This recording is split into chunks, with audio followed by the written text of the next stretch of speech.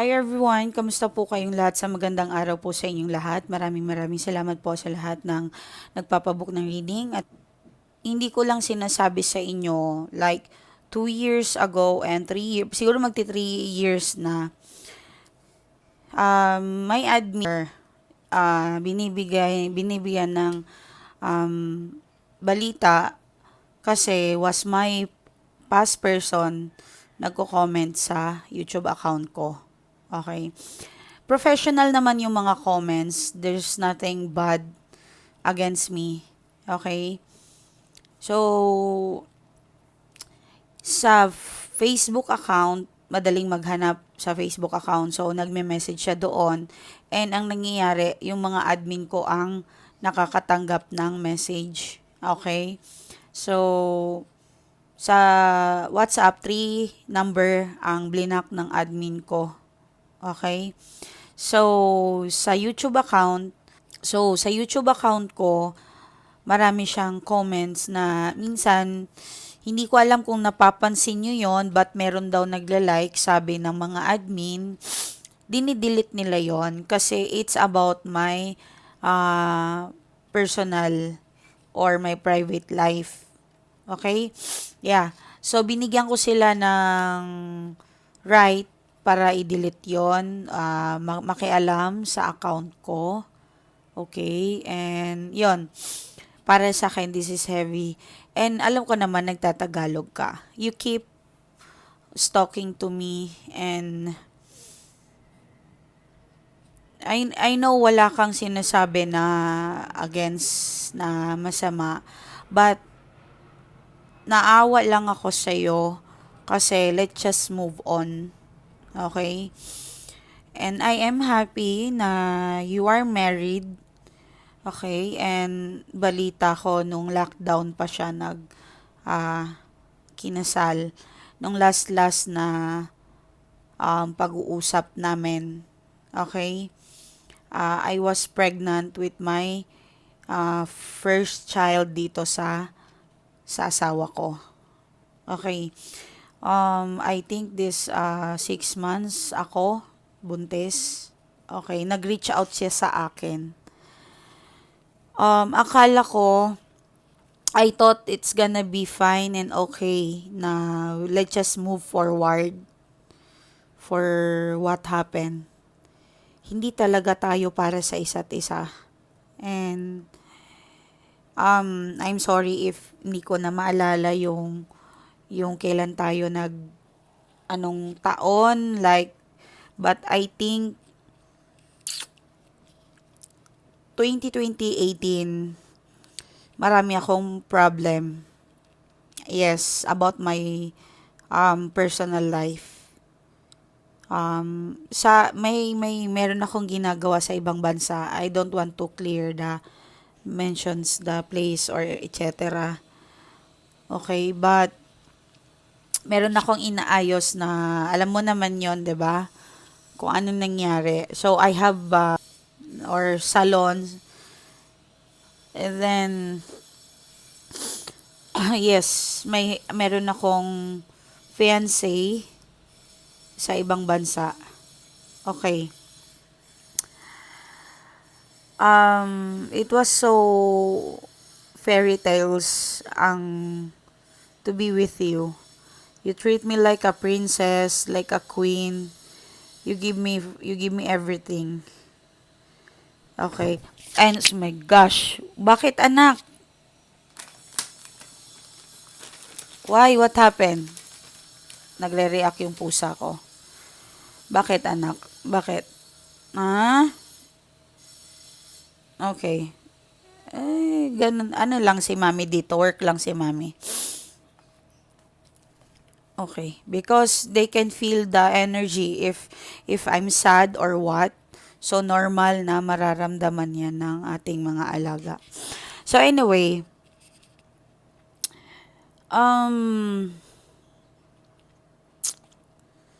you treat me like a queen. Wala naman akong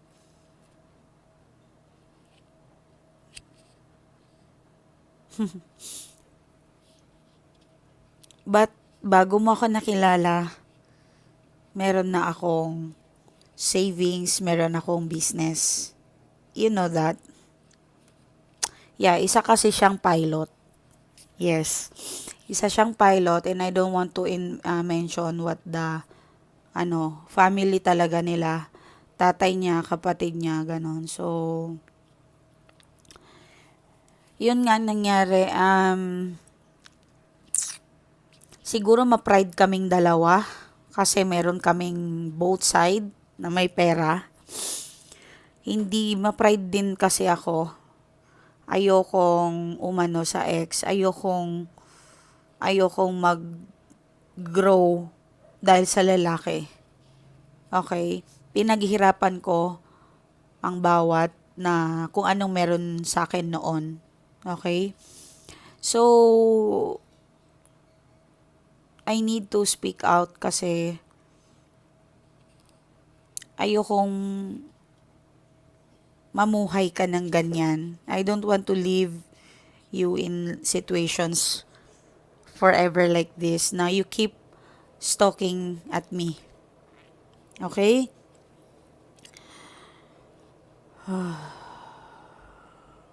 Actually, sa tuwing nagbabalita sa akin ng admin ko, nagugulat pa ako. Si ma'am, si ganito. Ito yung sinabi niya, ganito. Ito yung sinasabi natin na pinagtagpo tayo pero hindi tayo tinadana. We are not destiny. We meet each other but you're just part of my past. And I am just your past also. Okay? I know you are professional but kahit naman siguro sinong professional kapag nagmamahal ay talagang mabubulag. Okay? Hindi na ako yung dating kilala mo. Yeah, nagtatagalog siya. And because marami siyang naging girlfriend na FA na Pilipina. I know you have a lot of F or a Pinay. Okay. So, ako kasi that time, hindi pa ako nagsiseryoso sa relasyon.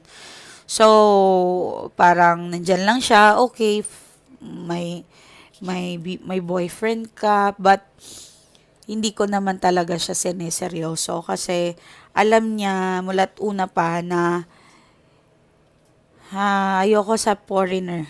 So, I'm sorry, don't get me wrong sa mga may asawang foreigner. Okay? Which is, baka tataas ang kilay nyo, bakit Pilipino nga walang ganito, nananakit din, ganito. Kanya-kanya tayong gusto. Okay? Bakit ba? Gusto ko ng dating Pilipino. Okay, so, alam niya niyan mulat sa Paul na sinabi ko talaga sa'yo, nung liniligawan mo pa ako, you are courting me in the first place, I told you not, I'm not attractive sa mga foreigner. Yeah, they look yummy, masarap, but, nandun pa rin yung Pinoy. 'Di ba? Hindi ko alam kung may katulad ko na ganun ang gusto. Okay? So, to be honest, dahil alam niyo naman sa ibang bansa, okay, so, kumbaga napunan ang kalungkutan ko dahil masaya naman talaga kami nung yung with him. Okay? Masaya kami, talagang binigay niya talagang lahat sa akin. And supportive talaga siya. Okay? Actually, kaya ako nagiging smart sa love kasi with past experience. 'Di ba? Past experience. Kasi sinasabi niya sa akin, the one got away niya daw ako. Okay?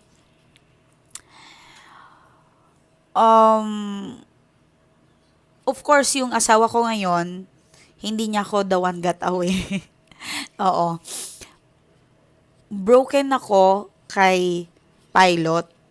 broken din ako dito. Ay, no, broken din si asawa, si husband sa kanyang ex. So, nung nagkakilala kami, pareho kaming both side na broken. Okay? So, pero na first love at sight talaga ako. First of love, sight. Ganun ba? Bahala kayo. Basta. So, basta in love kaming pareho. So, perfect. Masarap, matangkad, matalino, maputi, and ayun, na ano yung gusto ko, nahanap ko yung gusto ko sa pagkatao ng asawa ko ngayon. Okay? So then suddenly, madali ako nakamove on kay Pilot. Okay? Kasi,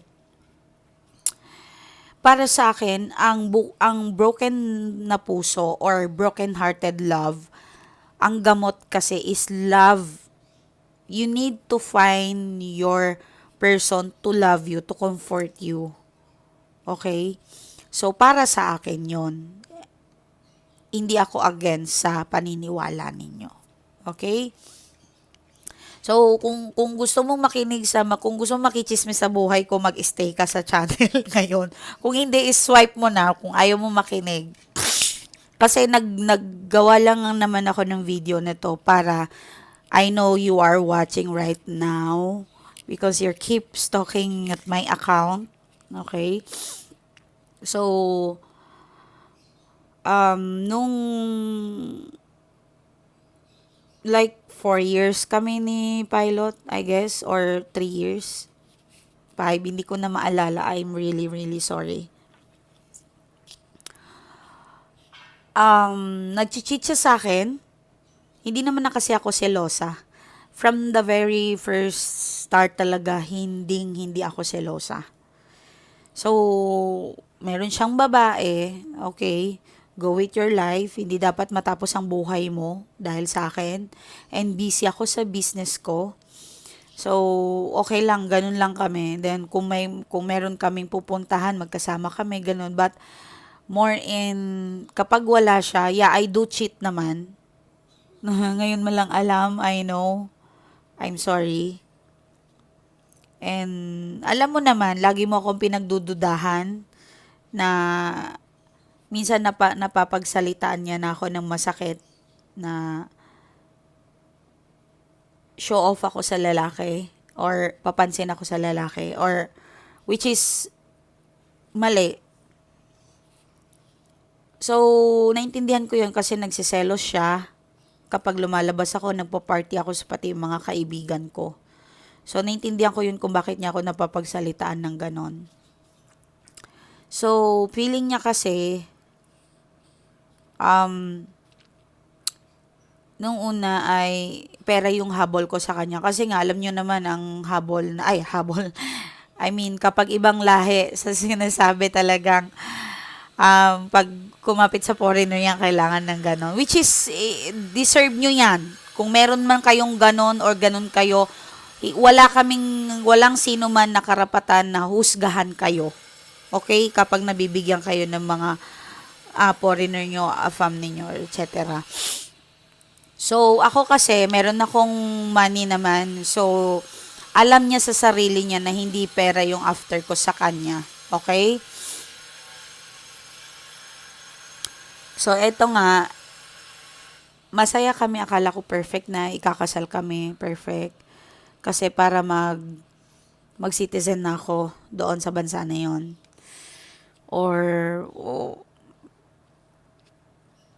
naramdaman ko naman, pinaramdam niya talaga sa akin na ako yung pakakasalan niya talaga. Kasi kumuha na kami ng papel, nag-medical na. Kapag kasi mag-engage doon sa kanila, nagme-medical. So, both kami malinis. So, yes, ganun sa ibang bansa. Nagme-medical po ang mga ikakasal. Okay? Then, ano pa? So, hindi ko alam kung hindi nyo na-experience yung mga may foreigner na asawa. Bala kayo. Basta kami ganun na nangyari sa amin. So, nung ipapakilala ako sa parents niya, which is, adult na siya. So, independent naman kasi siya kasi meron siyang bahay sa US. So, independent siya. So, kung sino man ang gusto niyang pakasalan or girlfriend o etc., hindi niya talaga ako pinakilala sa parents niya at first. Kasi nga, alam niya siguro yung ugali ng nanay niya. Okay? So, in the evening, in the engagement night, sinabihan ba naman ako ng nanay niya, first meet ko pa lang, kasi sinabi niya, yan ang asawahin ko, yan ang girlfriend ko. Sinabihan niya ako na magpapakasal ka sa katulong. I mean, sinabihan niya yung past person ko na magpapakasal ka sa katulong, which is hindi naman ako ganun. Okay? Businessman nga eh. So, but okay lang. Walang masama sa pagiging ganon. Okay? Ang masakit lang is parang mababa yung tingin talaga nila sa atin. Okay? So, yung mga ganon ang trabaho, katulong, don't get offend. Wala pong masama. Be proud sa trabaho ninyo. Okay? Pinaghirapan nyo yan, malinis ang kamay ninyo, galing sa malinis ang inyong pera. Masakit lang sa part ko kasi kapag kasi ganon na sinabihan ako or hindi ko alam kung if you are in my shoes, pag sinabihan ka ng isa mong biyanan na magiging biyanan mo na yan ang asawahin mo na katulong, anong future na ibibigay sa'yo or ano bang habol niya sa'yo. Okay? So, ma-pride ako dahil siguro sa pera na feel ko like, I'm not fitted here. Hindi to ang mundo ko. So, ugali ko na noon mang-ghost. Pag hindi ko gusto, sinagot ko, i-ghost ko talaga yan. Hindi ko alam bakit, pero naging ugali ko talaga yan, which is I'm sorry sa mga nasaktan ko and hiningi ko na yan ng tawad. Yes, maalala ko dati nung high school ako, ginoghost ko yung mga nangliligaw sa akin. Kakausapin ko sila din biglang wala na. Ganun ako, hindi ako seryoso. Yun. So, si Pilot, bigla ko siyang ginost. Bigla ko siyang hindi kinausap, pinalitan ko yung number ko. So, may contact kasi ako sa mga kaibigan pa namin. So, nagpalit ako ng number, ilang taon dumaan, like 2 years. Kasi nabuntis ako ng asawa ko, 2 years pa kami nagsama eh. Yun. So, wala kaming communication that all. But, meron kaming communication ng mga kaibigan namin. So, suddenly, nung buntis ako, biglang tumawag sa akin. Hindi ko alam kung ano yun, nasagot ko. Telephone, unknown, hindi ko maalala that time. But, hindi siya nakaregister sa na number niya yon. Nasagot ko. Okay? So, kamusta na daw ako? Siyempre nagulat ako na nag-reach out siya sa akin. So, kamusta na daw ako? Well, I'm happily married. Buntis ako ngayon. Na-shock siya. Nagulat siya. Talagang hindi siya nagsalita. I think, sabi niya, can I call you in iMessage? So, hindi pa ako nag-yes, nagtawag na. So, it means, siguro telephone yung ginamit niya sa akin. And then, nag-video call na kami. Okay, so, siguro hindi siya maniwala na buntis ako. So, pinakita ko yung tiyan ko. Okay na ako. I'm doing well. I'm doing good. Okay na ako. And, sabi niya lang sa akin, na tinitingnan niya ako, hindi siya nagsasalita. Asawa ko kasi Coast Guard. Naka-duty siya sa Cebu or Palawan that time. Okay, so, sabi niya, ganun daw ako kabilis mag-move on. Sabi ko, kailangan.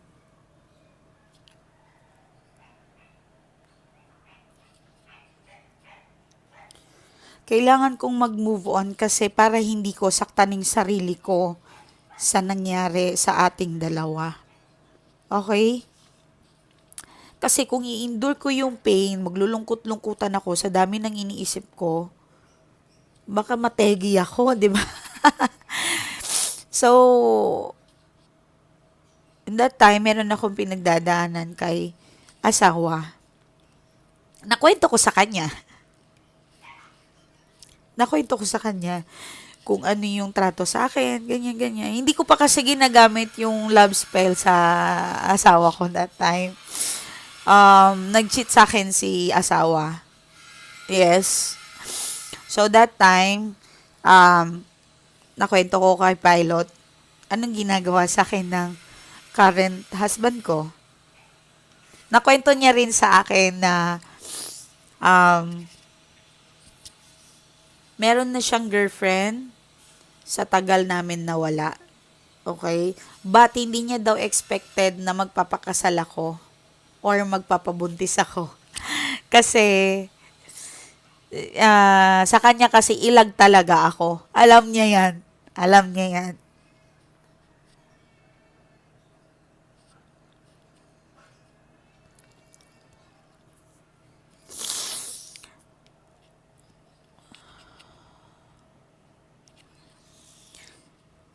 Yun, sabi ko, pakasalan mo na yan. Kung mahal mo, pagtanggol mo sa parents mo, sabi niya, hindi pa ako ready magpakasal kasi hindi pa daw siya, na-trauma daw siya sa akin. Na-depress daw siya, nagkaroon siya ng depression, and I think nag-leave siya sa work niya ng 8 months or hindi ko alam kung ilang buwan. Basta like, wait lang. Ang heavy kasi. I know you are watching. Parang feeling ko kausap kita. I feel like na kausap kita. Oo. And nakikita ko kasi alam niyo naman may visions ako. And alam niyang may gift ako. Yan si Pilot.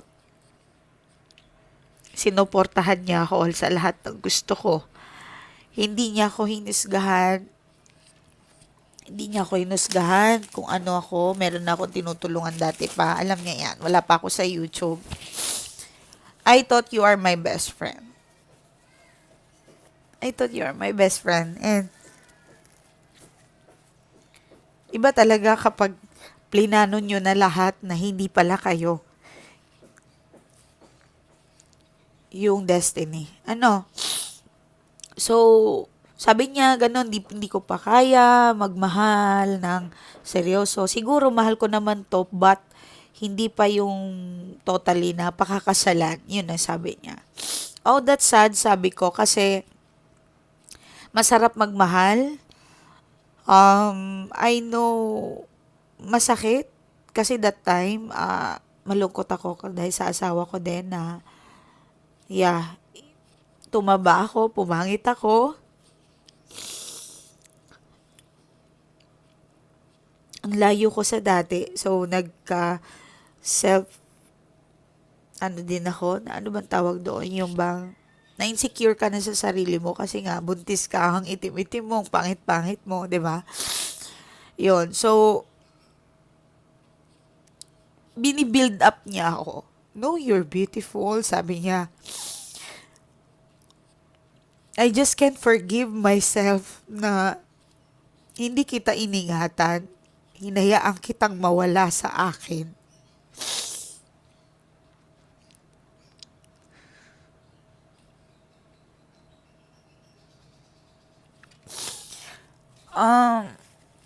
Masakit yun that time kasi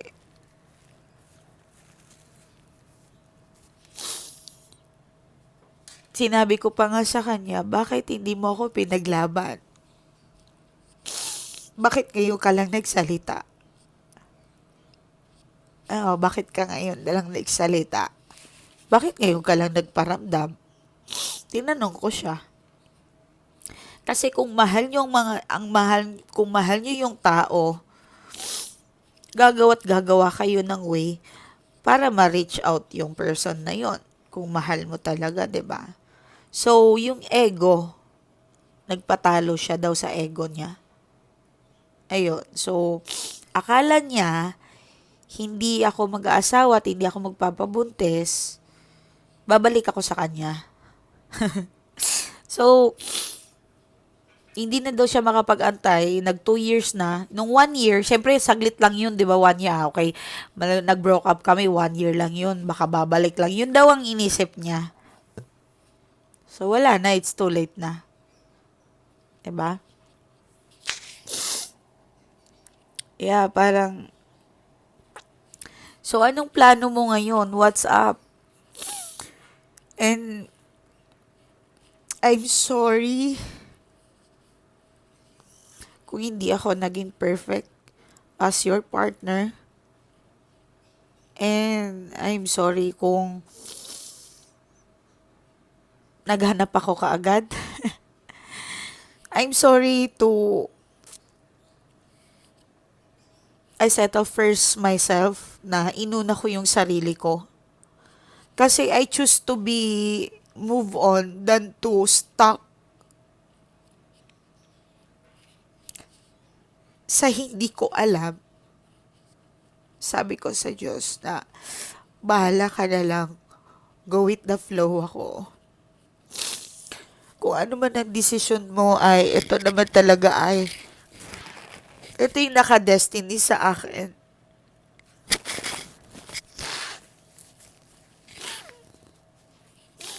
Hindi ako umiiyak kasi I have feelings pa sa'yo. No.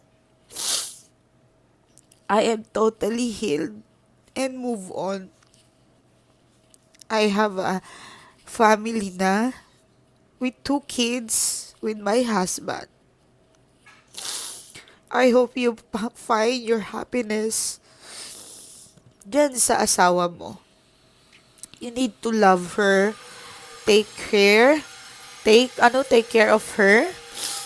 And I wish you all the best. Of course, hindi tayo pwedeng maging magkaibigan. Hindi pwede kasi you are part of my past. So how can we move on if we still be friends? Wala tayong anak na pwedeng magdugtong sa atin. We don't have a kids to communication still. 'Di ba? We don't have. So, kasi bawat pag nalaman ko na nakikita ko yung comments mo, nasasaktan ako, hindi yung nasasaktan ako na hindi tayo. Nasasaktan ako for you kasi you deserve more. Deserve mong mag-move on. Kalimutan na ako. And this is yung gawain mo kasi ng ganyan, you doing that is also, you cheat her, nag-cheat ka sa asawa mo, you cheating her with your wife, okay? I know, mahirap, you don't have no idea kung paano ko dinala mag-isa yon nang wala ka. Yung marriage ko with my husband, it's not totally perfect fine. Hindi siya 100%. Of course, walang mag-asawa na perfect. Ups and down ang mag-asawa. That's normal. Okay? That's normal. Kung meron kaming tampuhan, problema, ang importante ay naaayos namin. Kasi ako malawak ang pangunawa ko, which is my husband is also malawak ang panguunawa sa akin. Para kami ng kambal eh. Galit siya, madaling magalit, madali rin magpatawad. 'Di ba? But hindi namin sinukuan ang isa't isa. Even nag-cheat siya sa akin, I forgive him. I do something to fix my marriage. Okay? You do too. You too. Kailangan mo yan. I'm sorry, I'm not perfect. Bahala kayo, oy. Um, Kailangan yun kasi yun ang magpapalaya sa atin. Thank you for everything, for the love, and akala ko din talaga tayong dalawa. Nagpadalos-dalos ako sa nararamdaman ko, and hindi ka kasi nag-effort na wala yung kung gumawa ka ng paraan, edi sana 'di ba hindi tayo malungkot or hindi ka malungkot. But eto na, nangyari na 'to. I'm totally happy with my husband. Masaya ko kung anong meron sa akin ngayon. Okay? Sa mga kaibigan namin, alam ko sa mga nag-stalk pa rin sila sa akin kasi meron din kami naman ng communication with my friends na sa ibang bansa. And they are happy also kung ano yung buhay ko ngayon. Okay? So, minsan natatapik kanila sa akin but I choose to don't ask. Okay? Nalalaman ko halimbawa, ay nakita namin si ano, pumunta kami ng ganito nung last month na pinasama niya kami. Yeah, I still know that you having guys the partying, etc. I still, but I did not ask. Alam mo 'yan. Hindi ako stalker na tao. Hindi ako marites. I'm not Karen. You know that. Okay? But and naawa ako sa asawa mo kasi malungkot, mahirap, wag mong gawin yan. Please stop, love your wife. And inshallah, malay mo, hindi ko masabi. Ayokong mamaya, umasa ka na naman. 'Di ba? Mag-visit kayo dito sa Pilipinas, mag-ano kayo, tingnan niyo kung gaano kaganda ang Philippines. Why not, 'di ba? Yes, nung last 2022, 3, nabalitaan ko ay pumunta ka daw sa Pilipinas. Yeah, sa friend din namin. But I choose not to meet him. Kasi feeling ko it's like pag-cheat sa asawa ko. Hindi man perfect ang pag-aasawa ko, hindi man perfect ang pagsasama namin ng asawa ko. We both love each other. At yung kagandahan sa lalaking napili ko is mahal yung mga anak ko. Iba siya, mahal yung mga anak namin, maalaga. Okay? So, nalulungkot ako. This is tears from me. It's not a sad that we are not gonna be together or we are not destiny. Itong tears na to, nalulungkot ako for you. I am sad because it's like you're having a hard time to move forward. 'Di ba? So,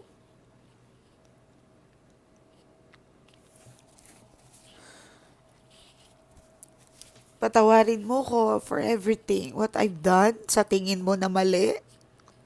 Kung sa tingin mong nasaktan kita, marami naman na FA dyan. 'Di ba? I know your wife is a FA. So, and I think I met her nung tayo pa. 'Di ba? So, kilala ko ang naging asawa mo. So, but it's okay. It's not gonna hurt me anymore.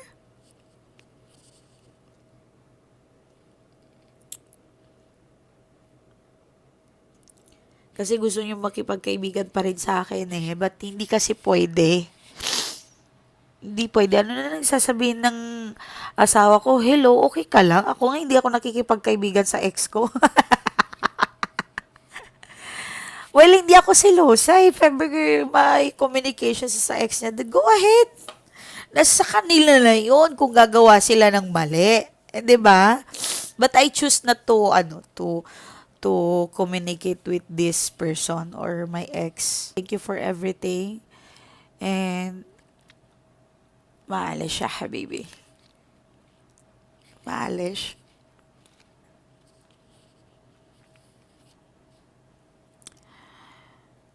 I will pray for you for your moving forward. Okay? Kaya mo yan. Kayang-kaya mo yan. Kasi malakas ka. Maraming babaeng naghahabol pa rin sa'yo. My goodness. Yeah, yung kaibigan natin talaga nakukwento ka pa nila. But alam nila yan. I'm not questioning or asking how are you. No. Okay, so good luck. Good luck. Thank you so much. At marami ka kung, I know yung mga gamit ko, yung mga things ko na naiwan, itapon mo na lang siguro. Tapon mo na lang or ewan ko, donate mo or something. Kasi hindi ka makaka-move on kasi nakikita mo pa yung mga gamit ko. Okay? Move on na lang. That hurts. Ayoko kasi makasakit ng tao eh. Ayoko makasakit na every day na iniisip ko na kamusta ka na. Pero I did not searching you. Alam mo yan. Gusto ko lang malaman na you are happily and move forward na. Okay na. Mag-asawa ka ng 2, 3, 4. Kaya mo yan. Marami kang pera eh. Marami kang pang babae. Okay? Enjoy your life. Ako, nag-enjoy ako sa life ko. Kailangan ko yan kasi life is so wonderful. Alangan naman pagtatanda tayo sa problema na yan. Nandiyan lagi ang problema. Magpakasaya na lang tayo. Okay? So,